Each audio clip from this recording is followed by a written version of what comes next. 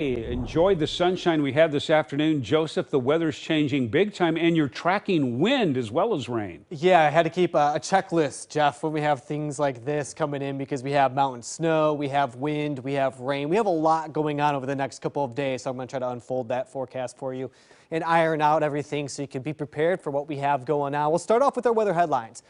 Jeff mentioned that sun, that dry time, it's going to end for a little bit. We'll get back to it, I think, over the next 7 days, but we're going to have a span of time here where it's going to be a bit cloudy and gloomy and breezy. Tomorrow morning, we may start off with some patchy fog. I'd say mainly just some clouds above, though.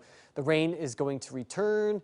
It'll probably arrive somewhere right around lunchtime, very light, and then it will pick up in intensity as we go through the day tomorrow. And I also think we'll see some wind, maybe stronger at times, pushing about 25 to 30 miles per hour. That's something that we'll watch.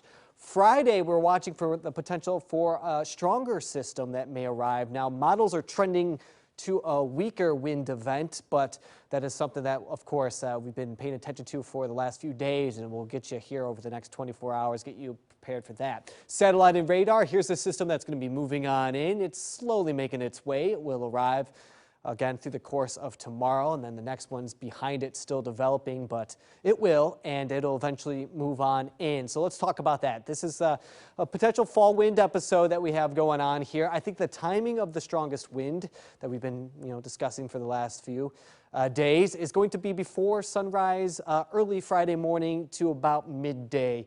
Where it could potentially be a little widespread, meaning the coast, parts of the valley, the gorge, and areas of central and eastern Oregon and through the mountains. I think the coast, though, is going to see the highest threat as far as the strongest wind, and at this time we're kind of leaning away from it being an event for the valley.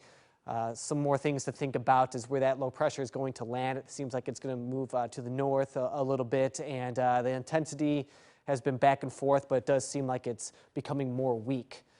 Timing hasn't been much of an issue, but of course, if something does change here over the next day, we'll keep you covered. All right, high wind watch, though, for the coast there. Friday, you can see starting through the morning and then wrapping up late at night. Wind gust forecast is going to show you how it increases briefly for that front tomorrow, and then again, more widespread on Friday, but the biggest change is where. And notice that this may stay a little bit farther to the south, and then eventually that wind will carry over to the east. Last November, we topped off at 43. I don't think we'll see that, but it's possible we hit the 40-mile-per-hour range in Portland.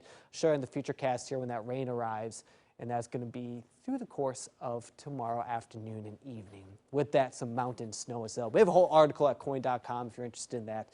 Go ahead and check it out. All right, 7-day forecast, 49 for tomorrow. We have 51 on Friday, some 40s there on the weekend. Hopefully we get some dry time on Saturday, but it sure looks like we'll see rain just about each and every day coming up this week. Rainy November, at least for this week. All right, thank you, Joseph.